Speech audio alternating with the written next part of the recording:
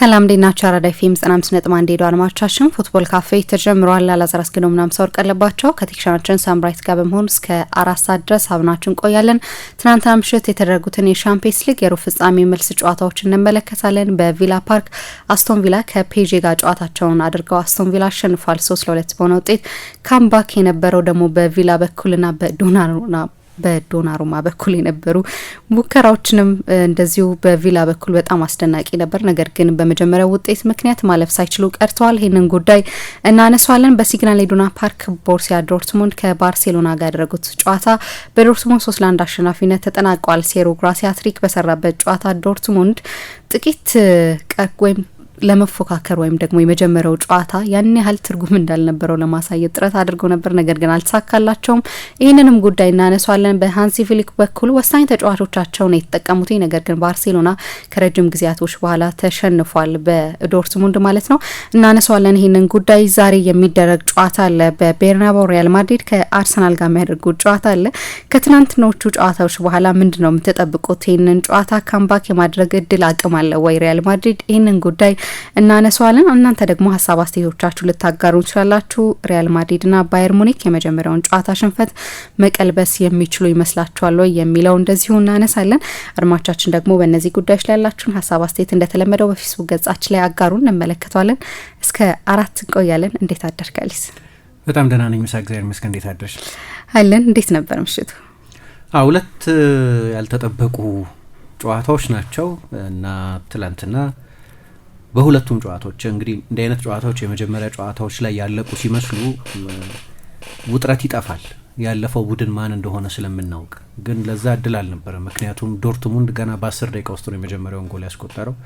ሁለቱ አጋማሽ እንደተጀመረ በ4 ደቂቃ ውስጥ ነው ጎል ያስቆጠረው። ስለዚህ ሁለቱም አጋማሾች ሲጀመሩ 4-0 መቀልበስ ከባድ እንደሆነ ብናውቅም ግን የእግር ኳስ ታምራት አያልቁም እና በዛ ምክንያት በቬስትፋለን በሲግናል ኢዱና ፓርክ ያው ወዲያው ሬሚ ቤንሳባይኒ ራሱ ላይ ጎል አስቆጠረና ባርሴሎና ወደ ሁለተኛው ዙር ለማለፍ ያለው እድል ከፍ አለ። ከዛ ዶርትሙንድ ተጨማሪ 3 ጎሎች ማስቆጠር ነበረበት። እሱ ደግሞ አስቸጋሪ ነበር እና መጨረሻ ላይ አልሆነም። ግን ሁለቱም ጨዋታዎች እስከ መጨረሻው ደቂቃ ድረስ በጉጉት እንድትጠብቂያቸው የሚያደርጉ አይነት ነበሩ። የአስቶን ቪላና የፓሪስ ሳን ጀርማን ጨዋታ 5-1 ነበር በመጀመሪያ አጋማሽ። እነዛን በሁለቱ የመስመር ተከላካዮች አማካኝነት ጎል ካስቆጠረ በኋላ በፓሪስ የተደረገውን ጨዋታ 3-1 አሸንፎ ስለነበር በድምር ውጤት 5-1 ይመራ ነበር።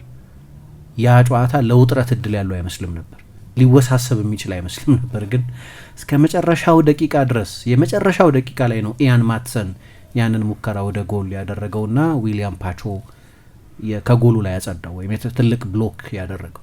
ስለዚህ በጣም የሚያስገርም ምሽት ነበር።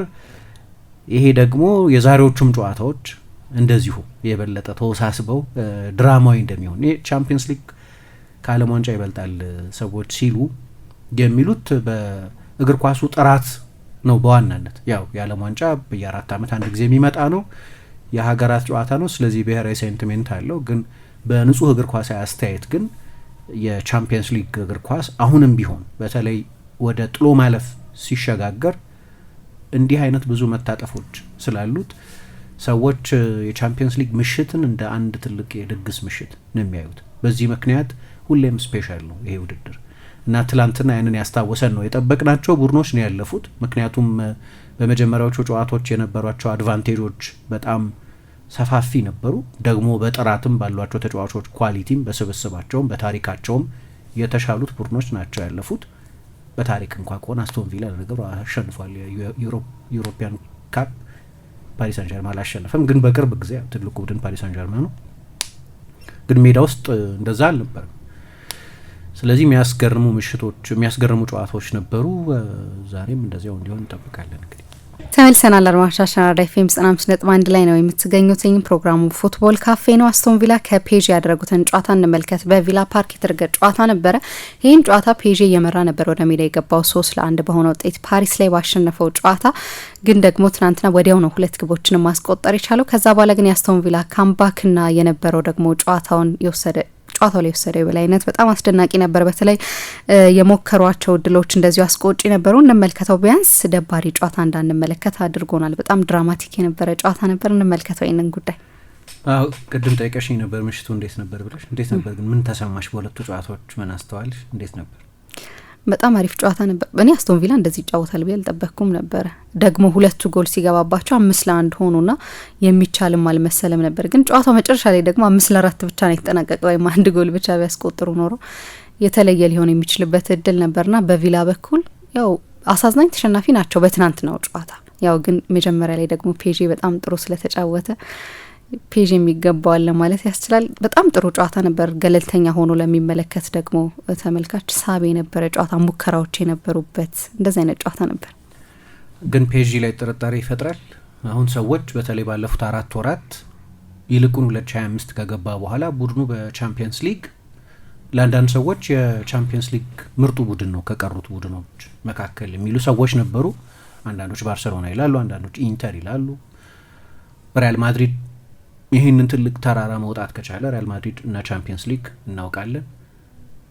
ግን ከሰሞኑ የቡድኑ ብቃት አንጻር በቅርብ ጊዜ ከሌላ የእንግሊዝ ሻምፒዮን ሊሆን አፋፍ ላይ ካለ ቡድን ጋር የነበረው ብልጫ በተለይ በመጀመሪያው ጨዋታ በጣም የሚያስገርም ስለነበር ጠብቀሽ ነበር ወይ? እንደዛ መሆኑ እኔ አልጠበቅኩ። ያው ፔዥ አሁን እኔ ለፋይናል የገመትኩት ቡድን ነው አንዱ ፔዥ እና እንደ ትናንትናው አይነት በእርግጥ እንደ ትናንትናው አይነት ፐርፎርማንስ ከባርሴሎናም አልጠበቅኩ እና በጣም ነው እንግዳ የሆነብኝ። እኔ አሁን የፔዥ ያሰጋል። አሁን አርሰናልም ቢሆን የሚያልፈው አርሰናል የማለፍ እድል አለው፣ ማድሪድም ቢሆን ደግሞ የሚያልፈው ሁለቱም አስኪ ይመስለኛል። አርሰናል እንደ ቡድን በጣም ጥሩ ቡድን ነው፣ ደግሞ ፔዥን አሸንፎታል በዚህ ውድድር ላይ። ከዛ ውጭ ግን ማድሪድም ደግሞ ያ ሜንታሊቲ ያለና ለፔዥ አሁን ትናንትና እንዳሳዩት አይነት ከሆነ ከባድ ይመስላል ለፔዥ ወይም የሚያሰጋ ይመስለኛል። የቡድኑን ልጅነት ያየንበት ነው። 24 ዓመት ነው የዚህ የውድድር ዘመን የፓሪስ ሰን ጀርማ አማካይ እድሜ። ትላንት የተሰለፈው የውድድር ዘመኑ ሲጀምር 23.7 ነበር። ወጣት ቡድን ወጣት ተጫዋቾች የተሰባሰቡበት ቡድን አንዳንድ ጊዜ የጨዋታ ማኔጅመንት ነው አይደለም። 5-1 መምራት ከጀመርሽ በኋላ እኮ የጨዋታ ማኔጅመንት ጉዳይ ነው። ማርኪኞስ አላቸው፣ ልምድ ያለው ተከላካይ ነው። ከዛ በስተቀር ግን የተቀሩትን ተጫዋቾች ካየሽ በተለይ በቡድኑ ስፓይን ውስጥ ያሉ ተጫዋቾች ለጨዋታ ማኔጅመንት በትላንትናው ጨዋታ ማለት ነው በተለይ 5-1 ከመሩ በኋላ ቡድኑ ኮላፕስ ያደረገበት መንገድ በጣም የሚያስገርም ነው። ምን እንደሚነግረን አላቅም። ግን ይሄ ፔዤ ያሉትን ጥንካሬዎች ያህል ደግሞ ሌሎች ቡድኖች ከአስቶን ቪላ የተሻለ ጥራት ያላቸው ቡድኖች ኤክስፕሎይት ሊያደርጉት የሚችሉት ድክመት እንዳለ በድጋሚ ግን ያስታወሰ ጨዋታ ነው የነበረው። በፍጹም አልጠበቅኩም። እኔ አስቶን ቪላ ጨዋታ እንደሚሰጣቸው አውቄ ነበር። በቪላ ፓርክ ነው ጨዋታው የሚደረገው። አሰልጣኙ ኡናይ ኤመሪ ናቸው። የጥሎ ማለፍ ጨዋታዎች ላይ ያላቸው ታሪክ ስኬት ይታወቃል። በመጀመሪያው ጨዋታ ሙሉ ለሙሉ የፓሪስ ሳን ጀርማን ማጥቃት ኮንቴን ማድረግ መገደብ ስለነበር ሀሳባቸው የመልሱ ጨዋታ እንደዛ እንደማይሆን ግልጽ ነበር። ግን በተለይ ሁለቱ ጎሎች በጣም የሚገርሙ የመልሶ ማጥቃት ጎሎች ናቸው። ትላንትና አንድ ስለ ፓሪስ ሳን ጀርማን ትኩረት አድርገን ያነሳ ነው ነገር በሆነ 9 ቁጥር ላይ በ40 ጎል አስቆጣሪ 9 ቁጥር ላይ የተመሰረተ ሳይሆን ከሁሉም ኮንትሪቢዩሽን የሚያገኝ ነው። አሁን ለሁለተኛ ተከታታይ ጨዋታ ነው እንግዲህ ኑኖ ሜንዴሽ ጎል ያስቆጠረው። የባለፈው ጨዋታ ላይም 3ኛውን ጎል አስቆጥሮ ነበር። ትናንትና ሁለተኛውን ጎል ነው ያስቆጠረው፣ ግን ፉል ባክ ነው። ሌላኛውን ጎል ያስቆጠረውም የመስመር ተከላካይ ነው አሽራፍ ሀኪሚ እንደዚሁ። ስለዚህ ከሁሉም የሜዳ ክፍል ነው አደጋው የሚመጣው ማለት ነው። ምክንያቱም የቡድኑ አጫወት በጥቂት ጎል አስቆጣሪ ስታሮች ላይ የተመሰረተ ስላልሆነ አስቶን ቪላ ያው የፓሪስ ሳን ጀርማን ከኋላ እየተጫወቱ ለመውጣት የሚደረግ ሙከራ ፕሬስ በማድረግ በኃይለኛ በተጋጋለ አግሬሲቭ በሆነ ፕሬሲንግ ነው ጨዋታውን የጀመረው።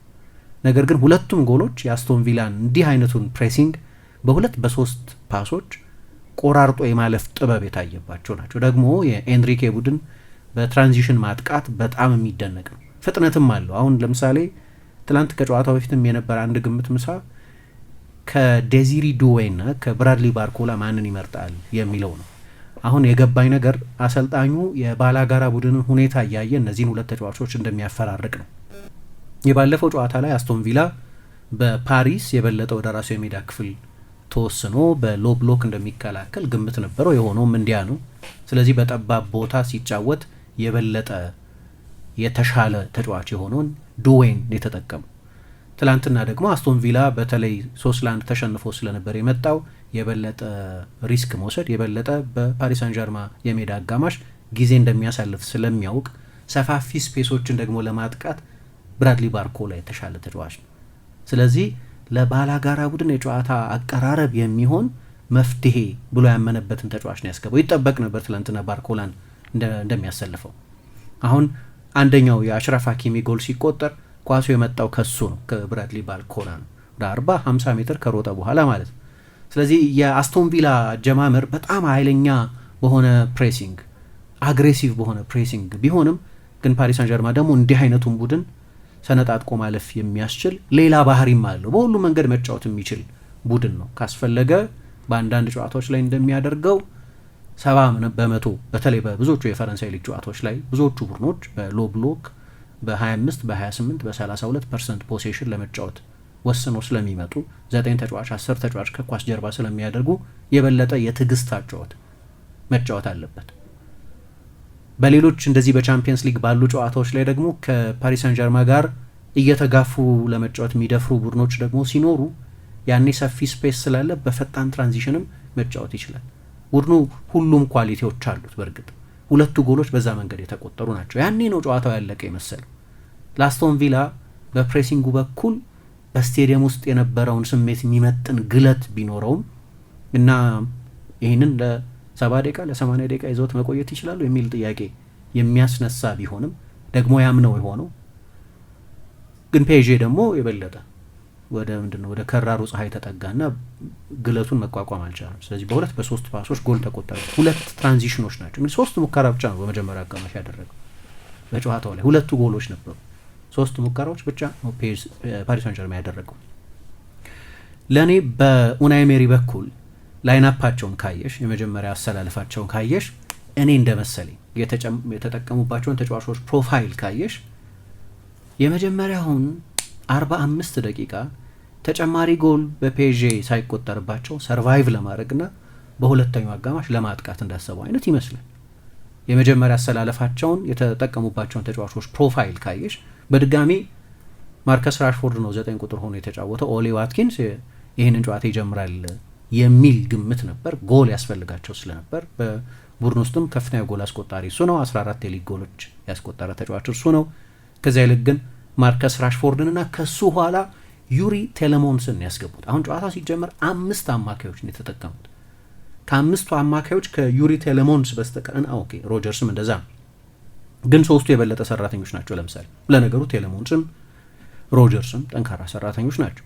ከኳስ ውጭ ባላቸው አፕሊኬሽን የሚደነቁ ተጫዋቾች ናቸው። ግን ማጊን፣ ኦናና፣ ካማራ፣ ሮጀርስ እና ቴሌሞንስን የተጠቀሙት አንድም ተፈጥሯዊ ንጹህ የክንፍ ተጫዋች አልተጠቀሙ።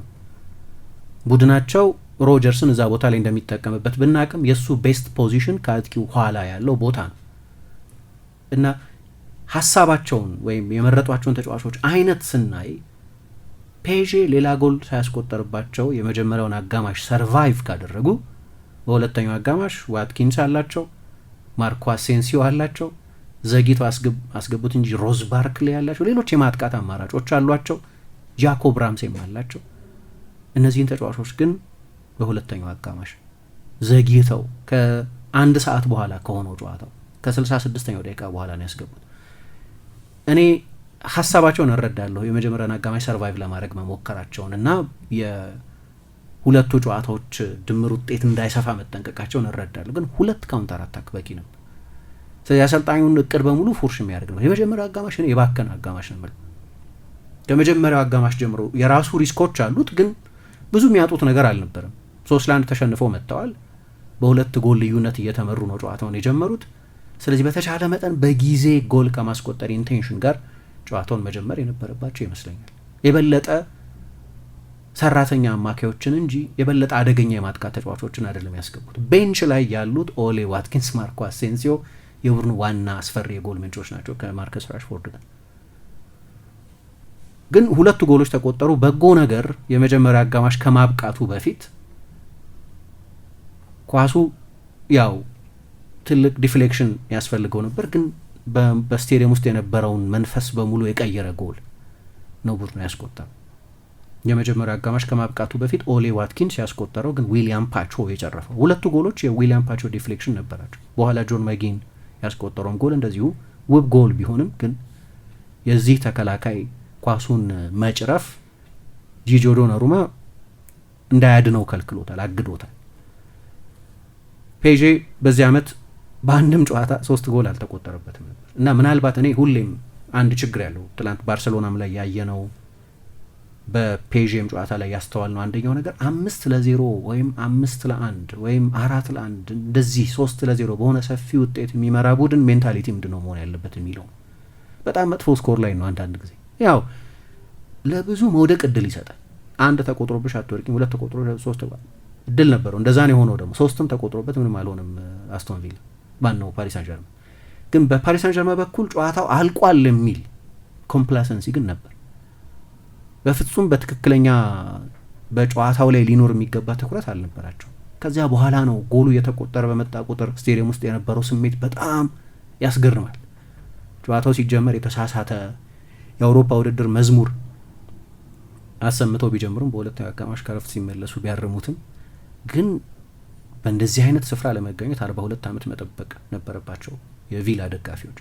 ስለዚህ ይሄ ውድድር ረጅም ጊዜ እንደናፈቃቸው ደጋፊዎች ነው ስቴዲየም ውስጥ የነበረው አትሞስፌር በዚህ ጨዋታ ብቻ ሳይሆን በሌሎችም በዚህ ውድድር ዘመን በቪላ ፓርክ በተደረጉት ጨዋታዎች እንዲህ አይነት የሚገርም ስሜት ነበር። ግን ትላንትና የስሜቶች ሁሉ ሀያል የነበረ ስሜት ነው የነበረው። ስለዚህ የጎል በተቆጠረ ቁጥር የፓሪስ ሳን ጀርማ ተጫዋቾች እነዚህ ወጣት ተጫዋቾች ፓኒክ ማድረግ ጀመሩ። ጂጆ ዶናሩማ ባይኖር ኖሮ አንድ በጣም የሚያስደንቅ ሙከራ ከማርከስ ራሽፎርድ፣ ሌላ ሙከራ ከዩሪ ቴሌሞንስ፣ ሌላ ሙከራ ከማርኮ አሴንሲዮ ከማርኪዮ አሴንሲዮ ጋር 1-1 ተገናኝቶ የዩሪ ቴሌሞንስን የጭንቅላት ኳስ ያንን የሜትር ከ96 ቁመቱንና ረጅም ክንዱን ዘርግቶ ያዳነው ኳስ የማርከስ ራሽፎርድ ኃይለኛን ሹት ያዳነበት መንገድ ሁሉ በጣም ያስገርም ነበር። ስለዚህ ግብ ጠባቂያቸው ላይ ብዙ የሚተች ግብ ጠባቂያቸው ላይ መንጠልጠል ነበረባቸው ማለት ነው። በኋላ ደግሞ ራሱ ዊሊያም ፓቾ የኢያን ማትሰንን ተቀይሮ የገባ ሌላ የአስቶን ቪላ የማጥቃት ተጫዋችን የማጥቃት ፉልባክ ነው ከሉካ ዲኝ ጋር ካወዳደር ነው የእሱንም ሌላ አስደናቂ ሙከራ ማዳን ነበረበት። ሁለተኛ አጋማሽ በተለይ ለፓሪስ ሳን ጀርማ ተጫዋቾች የጭንቅ ጊዜ ነበር። ፊታቸው ላይ ይታያል፣ የአሰልጣኙ ፊት ላይ መረበሹ ይታያል። ደግሞ አስገራሚው ነገር ሁለተኛ አጋማሽ እንደተጀመረ ብዙ ሳይቆዩ ነው ያ የዲፍሌክሽን ጎል የጆን ማጊን ጎል የተቆጠረው። ያኔ 30 ደቂቃ ስለሚቀረው ማመን ጀመሩ እና ሞመንተሙ የነበረው ከአስቶን ቪላ ጋር። ከዚያ በኋላ ነው በተለይ በሁለተኛው አጋማሽ በጣም አስገራሚ የነበረው ማርከስ ራሽፎርድ ያንን አሲስት ለኤዝሪ ኮንሳ የሰጠው የማዕዘን ምት ነው። ግን መጀመሪያ ፋቢያን ሩይዝን ከዛ ቀጥሎ ቪቺኛን ያለፈበት መንገድ ማርከስ ራሽፎርድ ከቀልቡ ጋር ከትኩረቱ ጋር ከጥሩ ሙድ ጋር ሲሆን ሊያደርግ የሚችለው ነገር ያሳየበት እና ወደ አስቶን ቪላ ከመጣ በኋላ ያለውንም የተለየ ተጫዋች መሆኑን ያሳየበት ነበር።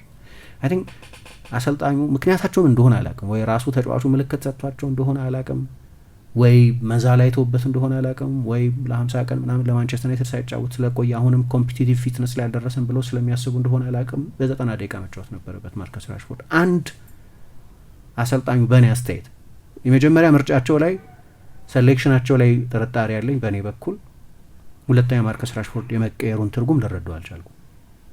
የበለጠ ጎል ለማስቆጠር የሚሆን መፍትሄ ነበረ። ራሽፎርድ በእያንዳንዱ የአስቶን ቪላ ማጥቃት ውስጥ ዋናው ተዋናይ እኔ ነበረው። የፓሪስ ሳን ጀርማን የተከላካይ መስመር በሙሉ ቴረራይዝ ሲያደርግ ነው የነበረው በሁለተኛው አጋማሽ። የመጀመሪያው አጋማሽ ላይ እንደ ቡድኑ ሁሉ በማጥቃቱ ያን ያህል እሱም የተዋጣለት አልነበረም። እንዲያውም የመጀመሪያው ጎል ሲቆጠር ኳሱ የተበላሸው ከእርሱ ነው። የመጀመሪያው አሽራፍ ሀኪሚ ያስቆጠረው ጎል ማለት ነው። በእርግጥ 70 ሜትር ርቆ በተጋጣሚ ቡድን የፍጹም ቅጣት ምት ሳጥን አካባቢ ያለ አንድ ኳስ የተበላሸበት ተጫዋች ከሆነ ከዛ በኋላ 70 ሜትር ቡድኑ መከላከል ካልቻለ ኳሱ ከሱ ተቀማ፣ ልክ ነው። ግን የአስቶን ቪላ ሃይ ላይን በሚገባ ስራውን መስራት አልቻለም። በ2 በ3 ፓስ ነው የታለፈው። እኔ የእሱ ተቀይሮ መውጣትን በጣም ከባድ ስህተት ነው ብሎ ምን እንደተፈጠረ አላውቅም። ግን ሁለተኛ አጋማሽ ከተጀመረ በኋላ ዋናውን የአስቶን ቪላን የጎል ሶርስ ቀይሮ ማስወጣት ስህተት ይመስለኛል። ያው ፐርፎርማንሳቸው በጣም ጀግንነት የተሞላበት መሆኑ በአጠቃላይ ከ5-1 ደግሞ በትላንትናው ጨዋታ ከ2-0 ሪከቨር ማድረጋቸው መደነቅ ያለበት መሆኑን እቀበልና ነገር ግን የተሻለ ሊያደርጉ ይችሉ ነበር ብዬ አምናለሁ እና ቡድኑ መጨረሻ 20 ደቂቃ ላይ 25 ደቂቃ ገደማ ተቀይረው ብዙ ተጫዋቾች እየገቡም ቢሆን ኤነርጂ መጨረስ ጀመረ። የመጨረሻዎቹ 20 ደቂቃዎች ላይ አሰልጣኙ እንዳሉት አንድ ኪለር ፓስ አጣን፣ አንድ ጎል ማስቆጠር የምንችልበትን የላቀ የጎል እድል መፍጠር አልቻልም፣ በተደጋጋሚ መፍጠር አልቻልም አሉ። በፓሪስ ሳን ጀርማ በኩል አንዳንድ ተጫዋቾች ደግሞ ድንገት ይወርዱ አየናቸው። አሁን ክቪቻ ክቫራትስኬሊያ በጣም ደካማ ነበር ትላንትና፣ በጣም ደካማ። ቪቺኛ ብዙ ስናደንቀው የነበረው የቡድኑ አእምሮና ልብ የሚባለው ተጫዋች ወደ እንግሊዝ ተመልሶ ያው የወልቭስ ተጫዋች ስለነበር ከአስቶን ቪላ ጋር መጫወት ምን ማለት እንደሆነ ያውቃል። በወልቭስ ብዙ ባይሳካለትም እንደገና ወደ ፖርቱጋል ወደ ፖርቶ መመለስ ግድ ቢለው በሚድላንድስ አካባቢ ተጫውቶ የሚያውቅ ይህንን ድባብ የሚያውቅ ተጫዋች ነው። ግን ትላንትና ለእሱም በጣም ደካማ ነበር። በተለይ ደግሞ በጌም ማኔጅመንት በኩል ሰከን ብለው ኳስ ይዘው እንዲቆዩ ወደ ቀኝ፣ ወደ ግራ፣ ወደ ፊት፣ ወደ ኋላ እንዲያደርጉ ቴምፖ እንዲቆጣጠሩ የሚጠበቁት ተጫዋቾች በፔዤ በኩል ያንን ማድረግ አልቻሉ። ስለዚህ በዚህ ውድድር ዘመን ለመጀመሪያ ጊዜ 3 ጎል ተቆጠረባቸው። ከእጃቸው ሊወጣ ተቃርቦ ነበር ይሄ ጨዋታ፣ ከእጃቸው ሊወጣ ተቃርቦ ነበር። የሚገርም ሂሮይዝም ያየ ነው። ኡናይ ኤመሪ እንደምታውቂው በአውሮፓ ውድድሮች ላይ ምናልባት የትልቁ ሬሞንታዳ ሰለባ ናቸው። ትላንትና በገጠማቸው አሰልጣኝ እሳቸው የፓሪስ ሳን ጀርማ አሰልጣኝ ሆነው ትላንት የገጠሙትን ቡድን እያሰለጠኑ 2017 ላይ በመጀመሪያው ጨዋታ አንሄል ዲ ማሪያ 2 ጎሎች ባስቆጠረበት ቡድናቸው የሚደንቅ ብቃት ባሳየበት የነ ሜሲን የነ ኔይማርና ሱዋሬስን ባርሰሎናን 4-0 ካሸነፉ በኋላ በመልሱ ጨዋታ 6-1 ተሸንፈዋል እና ሁሌ የሚነገር ታሪክ ነው። ያ ሬሞንታዳ ሉዊስ ኤንሪኬ ነው የዛ የባርሰሎና ቡድን አሰልጣኝ የነበረው። ከዚህ ጋር የሚቀራረብ ካምባክ እንደ እንግሊዞቹ አገላለጽ ስፔኖቹ ሬሞንታዳ የሚሉትን ሊያደርጉት ተቃርበው ነበር። 1 ጎል ቢያስቆጥሩ ነው እስከ 93ኛው ደቂቃ ድረስ እድል ነበራቸው። ግን ከረፈደ የነበረ ማገገም ነው። ምክንያቱም በመጀመሪያ አጋማሽ በእኔ እምነት በቂ ድፍረት ቡድኑ አልነበረውም። በቂ ድፍረት አልነበረውም። ያው ባህሪያዊ ነው። ስለዚህ በኳስ ቁጥጥር በሙሉ ጨዋታው 33% ብቻ ነው ኳስ ቁጥጥር መጠናቸው የነበረው። የቪላ ቡድን ፖሴሽን ዶሚኔት ለማድረግ የሚሞክር ቡድን አይደለም ነው 34%። በመጀመሪያ አጋማሽ ግን በቂ አልነበረም። 2 ሙከራ ኢላማውን የጠበቀ 2 ሙከራ ብቻ ነው ያደረጉት። አንድ ትልቅ የጎል እድል ብቻ ነው የፈጠሩት። ሁለተኛው አጋማሽ ግን ሌላ ነው። 7 ኢላማውን የጠበቀ ሙከራ፣ 12 ሙከራ፣ በአጠቃላይ 5 ትልልቅ የጎል እድሎች የፈጠሩበት የበለጠ ፕሮአክቲቭ የሆኑበት ሲቀይሩም የማርከስ ራሽፎርድን ተቀይሮ የመውጣት ጥበብ በደንብ ባልገነዘበውም ግን ያስገቧቸው ተጫዋቾች በሙሉ ማጥቃቱን የሚያግዙ ናቸው። አንድ ያለኝ ጥርጣሬ የራሽፎርድ መውጣት ብቻ ሳይሆን ከዋትኪንስ ጋር ምን እንዳለ አላውቅም። ካለፉት 6 ጨዋታዎች አንዱን ብቻ ነው የጀመረው። የባለፈው የሳውዛምፕተንም ጨዋታ ተቀይሮ ገብቶ ነው የተጫወተው። ጉዳዩም እንደሆነ አላውቅም። ያው አርሰናል ባለፈው ጥር ይህንን ተጫዋች ለማስፈረም ጥያቄ አቅርቦ እንደምታስታውሹ አስቶን ቪላ ጥያቄውን ውድቅ አድርጎት ነበር። የቡድኑ ያለፉት ጥቂት ዓመታት ከፍተኛ ጎል አስቆጣሪ ነው። በዚህ የውድድር ዘመንም በፕሪሚየር ሊግ 14 ጎሎች አስቆጥሯል። ይህንን ተጫዋች 15 ደቂቃ ሲቀረው ነው ቀይረው ያስገቡት። አንዳንዶቹ ውሳኔዎቻቸው ደግሞ የዘገዩ ነበሩ። አሁን እንዲህ አይነት ሂሮይዝም የሚያሳየን ቡድናቸውን ወይ የእሳቸውን ውሳኔዎች ለመተቸት አይደለም፣ ግን ቢሆን ኖሮ የሚያስብሉ ነገሮች ነበሩ፣ እድሎች ነበሯቸው። ያንን በሚገባ ያደረጉ አልመሰለኝም።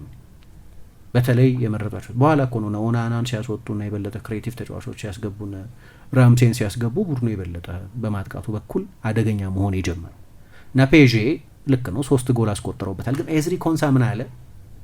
ምናልባት የዶርትሙንድ ሜንታሊቲ ውስጥ ያ ነገር ኖሮ ሊሆን ይችላል። እረፍት ላይ እንደወጣን ያው በእርግጥ አስቶን ቪላ 1 ጎል አስቆጥሮ ነበር፣ ግን ድምር ውጤቱ ፔዤ ጎል ስላስቆጠረ 5 አስቶን ቪላ 2 5-2 ነው የነበረው። 5-2 ነው፣ የ3 ጎል ብልጫ አላቸው። ከዚህ በኋላ የምናጣው ነገር የለም። we have got nothing to lose። ስለዚህ ሁሉንም ሪስክ መውሰድ አለብን። የምናጣው ነገር የለም። በቃ ጨዋታው አልቋል፣ ሁሉም ሰው አልቋል ብሎ ነው የሚያስበው እና ያ ነፃ ያወጣል። ያ ከውድድር የመውጣት ቴንሽን እየቀነሰ ይመጣል። በቃ ጨዋታው አልቋል፣ nothing to lose፣ የምናጣው ነገር የለም ብሎ ማሰብ ይጠቅም ነበር እና በዛ ነፃነት ነው ሁለተኛውን አጋማሽ የጀመርነው የሚል አስተያየት ሰጥቷል። ስለዚህ በጣም የሚያስገርም አጋማሽ ነው እና ፔዤ ደግሞ የቆየ እንደዚህ አስገራሚ አወጣጦች አሉት ከአውሮፓ ውድድሮች የሚወጣበት። ቅድም የጠቀስኩት የኡናይ ኤመሪ 4-0 ሲመራ የመጀመሪያውን ጨዋታ ቆይቶ የመልሱን ጨዋታ ላይ 6-1 ተሸንፎ የወጣው ማለት ነው። ግን ሌሎችም ዓመታት ላይ የመጀመሪያ ጨዋታዎች ላይ አድቫንቴጅ ወስደው በመልስ ጨዋታ ላይ ኮሚካል በሆነ መንገድ ለፓሪስ ሳን ጀርመን ደጋፊዎች ትራጂዲ በሆነ መንገድ ከውድድሮች የመውጣት ታሪክ አለው። ትላንትና በተወሰነ መጠን ስጠቅስ ነበር። አሁን እንዲያውም ከመመራት ሪከቨሪ ማድረግ ሜንታሊቲ ነው እያዳበረ ያለው። ከዚህ በፊት ግን የመሪነት አሳልፈው የመስጠት ታሪክ ነው ያለው ል ነበር። መሪነት አሳልፈው የመስጠት የድሮ ታሪኩን ትላንት ሊደግሞ ተቃርቦ ነበር እና አንዱ ማብራሪያ ሜንታሊቲ ነው የሚሆነው። 5-1 ከመሩ በኋላ ያለ ጨዋታውን ጨርሰናል የሚል ኮምፕላሰንሲ። ቻምፒየንስ ሊግ ነው። ቪላን በሆነ መጠን በውጤቱ መስፋት ምክንያት ምናልባት አሳንሶ ማየት ወይ ለጨዋታ ማኔጅመንት የሚሆን የተረጋጋ አእምሮና ልምድ ጠገብ ተጫዋች አለመኖር። ማርኪኞስ እና ፋቢያን ሩይዝን ብቻ ነው ለጌም ማኔጅመንት የሚሆኑ ተጫዋቾች ልትያቸው ምትቻቸው ከልምዳቸው አንጻር እና እኔ በጣም አስገርሞኛል በፔዤ በኩል ያንን ማየታችን። ግን ቡድኑ 24 ዓመቱ ነው። ምናልባት ልምድ ሊሆን ይችላል ችግሩ። ግን ልክ እንደ ባለፈው የውድድር ዘመኑ ሁሉ በድጋሚ ወደ ቻምፒየንስ ሊግ ሴሚፋይናል ደርሰዋል። ካለፉት 6 ሲዝኖች በ4ቱ የቻምፒየንስ ሊግ ግማሽ ፍጻሜ ደርሰዋል። አንድ ጊዜም ፍጻሜ ደርሰዋል 2020 ላይ በባየር ሚኒክ የተሸነፉ ጊዜ እና ግን አይ ቲንክ ከዚህኛው ጨዋታ በኋላ ማንም ፓሪስ ሳን ጀርማን ያገኝ ሰዎች መጀመሪያ እንደሚያስቡት አይነት ፎርሚደብል ቡድን ግን አይደለም። አደገኛ ቡድን ነው፣ በጣም አደገኛ ቡድን ነው። ግን ትላንት ያሳያቸው ድክመቶች፣ ትላንት አንድ የጠቀስነው ነገር በጣም የሚገርም ቡድን ነው። የሚገርም አድርጎ ነው የሰራው አሰልጣኙ። ግን የባላጋራ ቡድን ጎሎች የሚያስቆጥርበት የጎል እድል የሚፈጥርበት አይነት ቡድን ግን ነው። በሌሎችም ጨዋታዎች ላይ ይሄ ይስተዋል ነበር እና ትላንትና እንዳልኩት የራሽፎርድ መውጣት ነው ትንሽ ለእኔ ያልተዋጠልኝ በእኔ በኩል። ምክንያቱም እስኪወጣ ድረስ የባላጋራ ቡድን ሳጥን ውስጥ ብዙ ኳስ የነካው ተጫዋች እሱ ነበር። 12 ጊዜ ኳስ ነካው። ባለፈው ጨዋታ ላይ ቪላ እንደ ቡድን 7 ነው 9 ኳስ ነው እንደ ቡድን በባላጋራ ቡድን ሳጥን ውስጥ ኳስ የነካው። ብዙ የጎል እድል የፈጠረው እሱ ነው። ብዙ ክሮስ ያደረገው ተጫዋች እሱ ነው። አሲስት አድርጓል። በጎሎቹ ውስጥ ተሳትፎ ነበረው። 40 ሚሊዮን ነው እየተጠየቀ ያለው አሁን እንግዲህ ክረምት ላይ ከማንቸስተር ዩናይትድ የሚገዙት ከሆነ እና አሁን ትላንት ምሽት ባሳየው ብቃት በአጠቃላይ ወደ ቪላ ከሄደ በኋላ እያሳየ ባለው ብቃት ይህንን ይዞ ሊቀጥል ከቻለ ሰሞነኛ ካልሆነ 40 ሚሊዮን ውድ አይደለም ያስብላል። ትላንት በጣም የሚያስደንቅ ምሽት ነበር። ደግሞ ታሪክ አለው ከፓሪስ ሳን ጀርመን 2019 ላይ በፓርክ ደ ፕራንስ የፍጹም ቅጣት ምት ጎል በመጨረሻው ደቂቃ አስቆጥሮ ውጤቱን ቀልብሶ ሲያልፉ እሱ ነበር ያንን ከባድ ጫና ያለበትን የፍጹም ቅጣት ምት የመታውና ዩናይትድን ወደ ሩብ ፍጻሜ በወቅቱ ያሳለፈው። ከሞላ ጎደል ይህንን ነው በዚህ ጨዋታ ላይ ማለት የሚቻለው። ራሱም ኦስማን ዴምቤሌ 5-1 መምራት ከጀመርን በኋላ በድምሩ ኮምፕሊት ሪላክሴሽን ነበር ያለ። በቃ በጣም ሪላክስ አደረግናል። ይሄ ደግሞ አይሰራም። ትንሽ ማሸለብ እንዲህ አይነት በድንገት ስትነቂ ውጤቱ ገለባብጦ ታገኘዋለሽ እና ዶናሩማ ላይ የሚተቸው ዶናሩማ ላይ ባለፈው በአንፊልድ በጨዋታ ውስጥም በኋላ በመለያ ምቶቹም ውስጥ ይሄ ጣሊያናዊ ግብ ጠባቂ ተሸክሞ እንዳሳለፋቸው ትላንትናም እንዲህ አይነት ውለታ መዋል ነበረበት። 5 በጣም ትልልቅ ሙከራዎች አድኗል። 5 ትልልቅ ሙከራዎች፣ ሁለቱም ምንም ማድረግ አይችልም። ሁለቱ ጎሎች በተለይ ዲፍሌክሽን ናቸው። አንደኛው ከቅርብ የተቆጠረ ነው የኮንሳ ጎል። 3ቱም ጎሎች ላይ ምንም አይነት የስህተት ተሳትፎ አልነበረም። አስቶን ቪላ በጣም ኃይለኛ የቆሙ ኳሶች ቡድን ነው።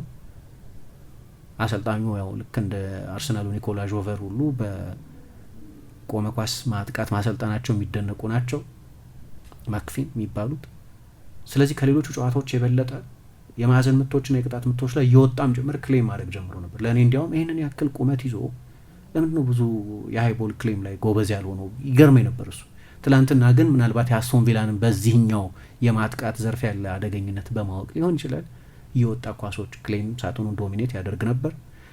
እንደምታውቂው ይሄ ውድድር ዘመን ላይ አንድ ማትቬ ሳፎኖቭ የሚባል ሩሲያዊ ግብ ጠባቂ አስፈርሟል ባለፈው ክረምት እና አንዳንድ የፓሪስ ሳን ጀርመን ደጋፊዎች አሁን ማትቬ ሳፎኖቭ ነው የፓሪስ ሳን ጀርመን የመጀመሪያ ተመራጭ ግብ ጠባቂ መሆን ያለበት የሚል ክርክር ያቀርቡ ነበር። ምክንያቱም ያ አስተያየት መሰጠቱም ስህተት አይመስለኝም፣ ትልልቅ ሃይ ፕሮፋይል ስህተቶች ሲሰራ ስለቆየ። ግን ይኸው ግብ ጠባቂ ከባየር ሚኒክ ጋር በነበረው ጨዋታ ስህተት ሰራና አሰልጣኙ የግድ በቃ ዶናሩማን አምኖ እንዲቆይ ተገደደ። አሁን በወሳኝ ጊዜ ባለፈው የአንፊልድ ጨዋታ ላይ የትላንትናው የቪላ ፓርክ ጨዋታ ላይ የሚያስደንቁ ሙከራዎችን አዳነ እና ቡድኑን አሳለፈ ማለት ነው። ስለዚህ ትላንትና የዚህኛው ግብ ጠባቂ አጋዥነት ያስፈልግ ነበር። ያው ምን አለ ቲየሪ ኦንሪ ትላንትና እየሰማሁት ነበር፣ እንዲህ አይነት ጉዞ የሚያደርግ ቡድን አለ ልክ እንደ ፔዥ አይነት በጣም የሚያስደንቅ ጉዞ የሚያደርግ ለወራት በማሸነፍ ግስጋሴ ውስጥ ያለው ቡድን አንዳንዴ እንደዚህ አይነት ዲፕ ያጋጥመዋል፣ ባህሪያዊ ነዋል። ባርሴሎናም ልክ እንደዛ። ምክንያቱም የራሱን አንድ ልምድ ሲጠቅስ የባርሴሎና ተጫዋች እያለ 2008-9 የውድድር ዘመን ትሬብል ያሸነፈው የጓርዲዮላ የመጀመሪያው የማሰልጠን አመት ላይ የነበረው ቡድን በሲኒየር ቡድን ደረጃ ማለት ነው ወደ ሊዮን ሄደን አለ። ያኔ በስታድ ደ ጀርላ ነበር የሚባለው ስቴዲየሙ 1-0 እየተመራን ነበር፣ ግን ቤንዜማ 2 ጎል ምናምን ማስቆጠር ይችል ነበር፣ ማኩን ሌሎች ጎሎች ማስቆጠር ይችል ነበር። በቀላሉ 3 ወይ 4 ጎል ሊዮን አስቆጥሮ ሊመራን ይችል ነበር። ግን ድንገት መጥፎ ተጫውተን ምን እንደነካን አናውቅም። እንደዚህ አይነት የሚገርም ግስጋሴ ላይ አሁን ፔዥ ያለው አይነት ተነጻጻሪ የውጤት ጉዞ ላይ የብቃት ጉዞ ላይ ያለን አንዳንዴ እንዲህ አይነት ዲፕ ያጋጥማል። 4-0 ሊሆን ይገባው የነበረ ጨዋታ እንደምንም ብለን 1 ጎል አስቆጠረን፣ 1 እኩል ሆነ። መልሱ ጨዋታ ካምፕ ናው ላይ ነው። ስለዚህ አሸንፈው በቀላሉ አለፉ። እንዲህ ይሆናል የገጠማቸው ይላል። በተለይ እንዲህ አይነት ግስጋሴ ላይ ያሉ ቡድኖች ግን በሰፊ ውጤት አሸንፈው መምጣት በአእምሮ በኩል ያለው ፈተናም ቀላል አይደለም። ልታጠቂ ነው ልትከላከይ ነው የምትመጪው? ምን ያህል ሪስክ ነው የምትወስጂው? 3-1 እየመራሽ ነው። ስለዚህ የሪስኩ መጠን ድንገት ጨዋታውን 3-2 የሚያደርግና ኢንትረስቲንግ የሚያደርገው ከሆነ መጠንቀቅ ትፈልጊያለሽ። ግን ደግሞ መከላከል ብቻውን ቡድኑ ከተሰራበት ዲኤንኤ ጋር ይጣላል። ይሄኛው የአስቶን ቪላ የፓሪስ ሳን ዠርማን ቡድን በሎ ብሎክ እንዲከላከል 8 ተጫዋች ከኳስ በኋላ እንዲያደርግ ተብሎ የተሰራ ቡድን አይደለም። ስለዚህ ቡድኑ ከተፈጠረበት ወይ ቡድኑ ከተሰራበት ዓላማ ውጪ እንዲጫወት ማድረግ ማለት ነው። በእነዚህ መሀል ያለ ጥል አለ፣ የሀሳብ ጥል። እሱ ሊሆን ይችላል እንግዲህ አንዳንዴ በሰፊ ውጤት መምራት ጨዋታዎችን ቀላል የማያደርጋቸው። እንዲህ አይነት ነገር ይፈጠራል ብዙ ጊዜ። ሚላን የሆነ ጊዜ 4-0 አሸንፎ አርሰናልን በሳንሲሮ ማንም ሰው ካምባክ ሊጠብቅ አይችልም። ያ ደግሞ ልክ እንዳሁኑ ፔዤ ወጣት አርሰናል ነበር። ግን ኤምሬትስ ላይ በመጀመሪያ አጋማሽ አርሰናል 3-0 መምራት ጀመር፣ የመልሱ ጨዋታ ሲደረግ ማለት ነው። በኋላ ቫን ፐርሲ ልክ ትላንትና ማርኮ አሴንሲዮ ከዶናሩማ ጋር እንደተገናኘ ሁሉ ተገናኘና እንዲህ አንጠልጥ አቢያቲ ነበር ግብ ጠባቂ አንጠልጥ ያስቆጥራለሁ አለና ግብ ጠባቂው ብሎክ አደረገ። ቢቆጠር 4 እኩል ሊሆን ነበር ማለት ነው። ግን ልክ ትላንትና አስቶን ቪላ የመጨረሻውን 20 ደቂቃ በዛው ተመሳሳይ ፕሬሸር መጫወትን ሰስቴን ማድረግ እንዳልቻለ አርሰናልም በመጨረሻ 20 ደቂቃ ያንን ማድረግ አልቻለም። ስለዚህ 4-3 አለቀ ያኛውም ጨዋታ በድምር ውጤት ማለት ነው። ልክ ትላንትና 5-4 እንዳለቀው አንዳንድ በሰፊ ውጤት የመጀመሪያውን ጨዋታ ማሸነፍ ሁሉንም ነገር አያጠናቅቀው። ግን አየሽ ያ ባፈር አስቶን ቪላ እነዛን ሁሉ ስህተቶች ለመስራት ማን ነው ፔዤ እነዛን ሁሉ ስህተቶች ለመስራት ለ1 ሰዓት ያህል መጫወት አቁሞ ግን ለማለፍ እድል ሰጠ እንጂ ትላንት በጣም አሳሳቢ በተለይ አጠቃላይ በተለይ ከቴሌመንስ ጎል በኋላ ቡድኑ እንዲያሆኑ ነበር። ግን ኡናይ ኤመሪ ያመጡትን ርቀት ተመልከች። ይህንን ቡድን ሲመጣ የእሳቸው ሹመት በተፈጸመበት ጊዜ ላለመውረድ ይጫወት የነበረ ቡድን ነው። ላለመውረድ በፕሪሚየር ሊግ ሰርቫይቭ ለማድረግ ይጫወት የነበረ ቡድን ነው። አሁን እንዲህ ባለ የቻምፒየንስ ሊግ ትልቅ ምሽት በሩብ ፍጻሜ ባየር ሚኒክን አሸንፏል በዚህ ዓመት እንደምናስታውሰው። ትላንትናም ይህንን ቡድን ለማስቀረት ተቃርቦ ነበር። በቻምፒየንስ ሊግ ለመሳተፍ ትልቅ እድል አላቸው። አሁንም ሞመንተም ያለው ከሳቸው ቡድን ጋር ነው። ኤፍ ኤ ካፕ ግማሽ ፍጻሜ ላይ ነው ያሉት። ኤፍ ኤ ካፕ ግማሽ ፍጻሜ ያደርሰውታል። ቪላን ዋንጫ ሲያሸንፍ ካየነው ረጅም ጊዜ ሆኖታል። ለነገሩ የበርሚንግሃም ከተማ ክለብ በመሀል በርሚንግሃም አርሰናልን 2011 በሊግ ካፕ ፍጻሜ በመጨረሻ ደቂቃ በኦባፌሚ ማርቲንስ ጎል አማካኝ አሸንፏል። ግን የሚድላንድስ የሚባለው እግር ኳስ አሁን የአሶሲዬቲቭ እግር ኳስ የሚባለው የተፈጠረው በርሚንግሃም ከተማ ውስጥ ነው። አሁን የምናውቀው የሊግ ፎርማት ምናምን የተዋቀረው እዛ ነው። በጣም ትልልቅ ተጫዋቾችንም ለረጅም ዘመናት ሲያፈራ ቆይቷል። ግን በጥልቅ እንቅልፍ ውስጥ እንዳለ ሀያል ነበር አስቶን ቪላ። አሁን ድንገት አንቀሳቅሰውታል ካለበት። በቻምፒየንስ ሊግ ምሽት እንዲህ አይነት ልዑሉን ሳይቀር ልዑል ዊሊያምስን እንደዚህ አይነት ከነ ልጁ ስሜት ውስጥ ላይና ታች የሚያነሆልል አይነት ቡድን ሰርተዋል እና ለዚህና ትላንትና ቡድናቸው ላሳየው ጀብድ ብሬቨሪ አልቋል ብሎ እጅ ላልሰጠ ተፋላሚነታቸው አድናቆት የሚገባቸው ይመስለኛል። ግን ሁሌም ቢሆን ኖሮች አሉት እና ያንን ሁሉ የሰሩት ይህንን የምናደንቀውን ቡድን የገነቡት እሳቸው ናቸው። ግን አንዳንድ ቁልፍ ውሳኔዎች ላይ ትክክለኛውን ውሳኔ መወሰናቸውን ግን እርግጠኛ አይደለም።